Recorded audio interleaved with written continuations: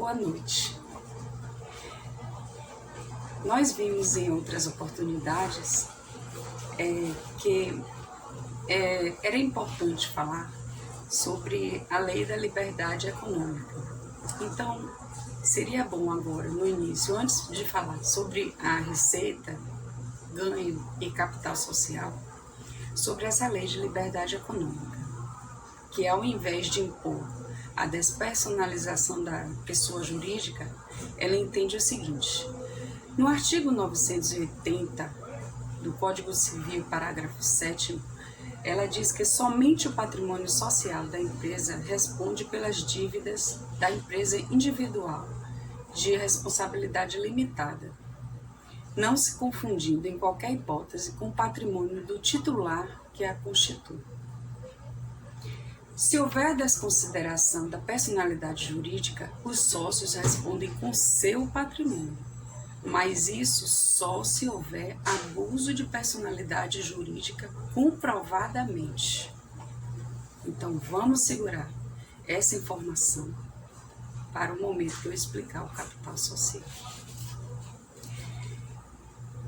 Partindo para a definição de receita, entendamos que receita é o ganho proveniente da atividade empresarial e ela é definida assim de acordo com a IN 1700 de 2017. Ganho é a avaliação entre o ativo e o passivo, sendo o lucro da atividade. Toda sociedade tem por fim o exercício da atividade econômica, em princípio. Daí a importância de definir o capital social. O capital social é a contribuição dos sócios, senão a sociedade começaria no passivo. Ele é estático e formal. Sendo estático e formal, ele garante o pagamento dos credores. Então, pensemos naquela informação que eu falei no início, da lei da liberdade econômica, que diz que não se confunde o patrimônio dos sócios com o patrimônio dos credores e que garante que, em hipótese alguma, o patrimônio do titular se confunde com o patrimônio dos credores. Só que, ao mesmo tempo, o patrimônio da empresa, ele garante o pagamento das dívidas. Toda sociedade deve iniciar suas atividades tendo esse patrimônio líquido positivo, sob pena de risco para a própria ordem econômica. Então, o capital social serve para quê? Vamos resumir? Para a garantia dos credores, por certeza de que aquele capital social está presente no ativo, isso dá segurança. Estabelecer relações políticas internas da sociedade. Limitar a responsabilidade dos sócios quando for sociedade limitada. O patrimônio encontra-se sujeito ao sucesso ou insucesso da sociedade, segundo o professor Tavares Borba.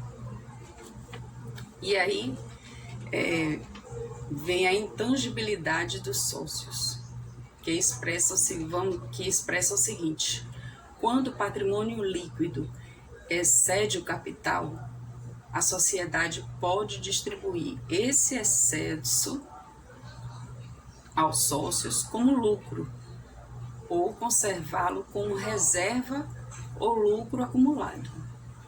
Porém, se o patrimônio líquido estiver abaixo do capital social, nenhuma distribuição de lucro se dá, justamente para garantir esse patrimônio e o pagamento dos credores, respeitando-se o princípio da intangibilidade dos sócios. O capital social é a garantia dos credores, lembremos mais uma vez. O capital social é uma cifra contábil e a realidade não o afeta. Já o patrimônio está sujeito ao sucesso ou insucesso da sociedade. Ele é variável.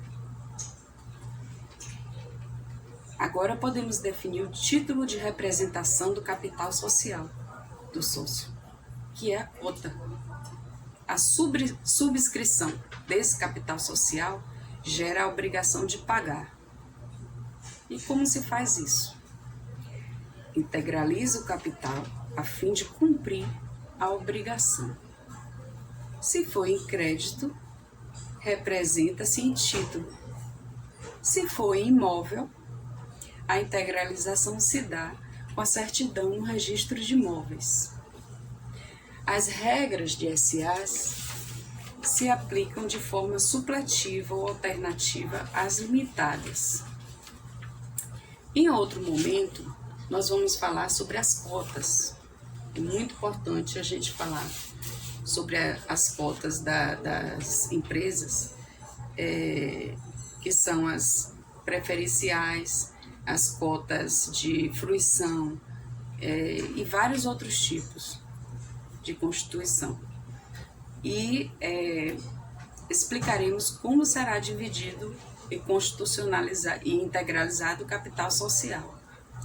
E a diferença, caso vocês tenham alguma dúvida, queiram se entrar em contato, podem falar comigo nesse link abaixo e vamos marcar um próximo encontro em breve. Boa noite.